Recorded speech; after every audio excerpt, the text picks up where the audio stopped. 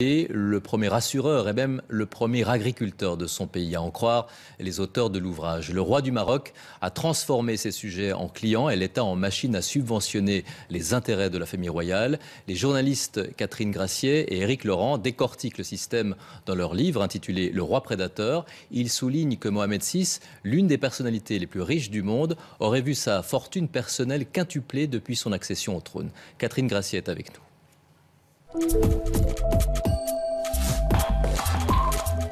Bonjour, merci d'être là. C'est un ouvrage à charge avec des propos extrêmement sévères. Pourtant, lorsqu'il est monté sur le trône, Mohamed VI était présenté comme le roi des pauvres. Tout le monde évoquait l'espoir d'un renouveau après le règne d'Hassan II. Or ici, vous le peignez comme un roi des affaires, sans scrupules, qui plus est, violent. Bonjour.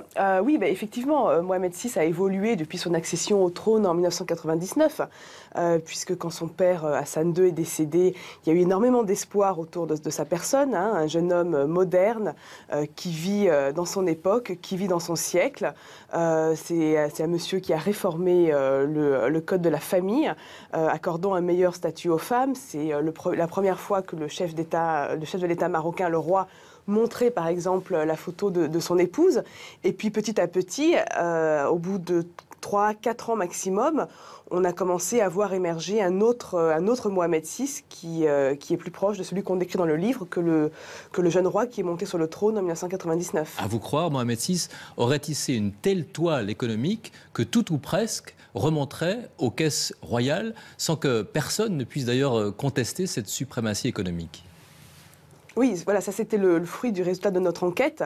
Nous-mêmes, nous ne pensions pas que c'était à ce point-là, puisqu'on a découvert qu'il détenait ou qu'il était actionnaire majoritaire de la première banque du pays, de la première société d'assurance, qui contrôle le secteur des énergies renouvelables, qu'il a des positions extrêmement importantes et des parts de marché réellement importantes dans les télécoms, dans la grande distribution, dans l'agroalimentaire, l'agriculture, les exportations, la distribution de voitures.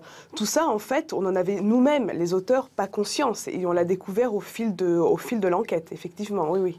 Amélie Beuguet s'est aussi penchée sur la figure du roi. On regarde son sujet. Vous restez avec nous. Le faste de la monarchie en regard d'un peuple plein d'espoir pour l'avenir, c'était il y a maintenant presque 13 ans le sacre de Mohamed VI sous les acclamations de la foule. Heureuse de tourner la page du père Hassan II et d'accueillir celui en qui elle voit alors un homme providentiel.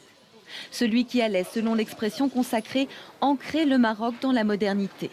Sa jeunesse, son allure, ses gestes envers les plus démunis, qui lui vaudront d'ailleurs le surnom de roi des pauvres.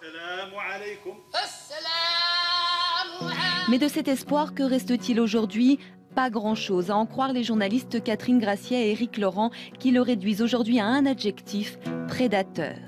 Et un chiffre surtout, le montant de sa fortune personnelle, estimé en 2009 par le magazine américain Forbes à 2,5 milliards de dollars, soit 5 fois plus qu'au début de son règne.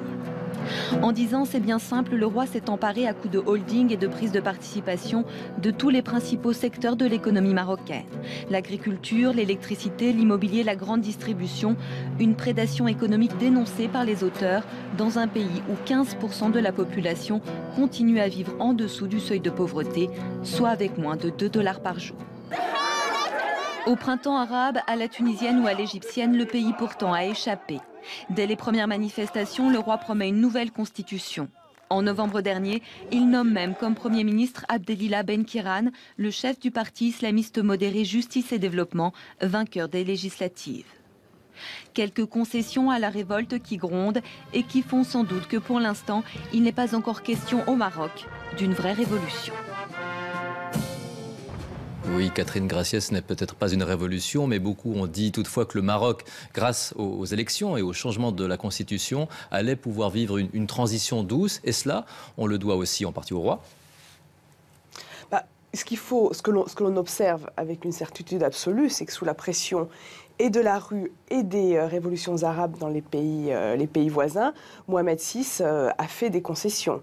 Hein. On peut le voir notamment avec les élections législatives de la fin 2011, qui ont été les plus transparentes qui ait jamais existé au Maroc, et puis le fait qu'il ait nommé un Premier ministre et un gouvernement en grande partie islamiste. Et c'est plus que des concessions, pardonnez-moi, c'est plus que des concessions, puisque vous le dites vous-même, hein, dans le même temps, le roi éprouve une aversion profonde pour les islamistes. Oui. Tout à fait. Il ne s'est jamais caché. Lui et son principal conseiller politique ne se sont jamais cachés du fait qu'ils n'aimaient pas, voire détestaient les islamistes. Ça, c'est le volet politique. Mais par contre, sur le volet économique, on ne voit pas de réelle amélioration. Puisque, par exemple, à la fin de l'année 2010, le roi a fusionné discrètement deux entités majeures qui lui appartiennent, qui s'appellent la SNI et l'ONA, qui ont fusionné avec un seul objectif, c'est se retirer de la bourse et ne plus pouvoir être contrôlé par qui que ce soit.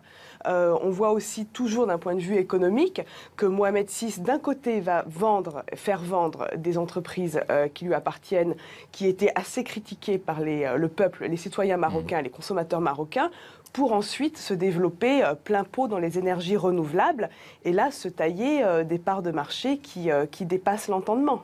Merci beaucoup Catherine Graciet. Vous co-signez cet ouvrage, Le Roi prédateur. Il est paru aux éditions du Seuil. Merci beaucoup. Merci à vous. C'est le premier jour du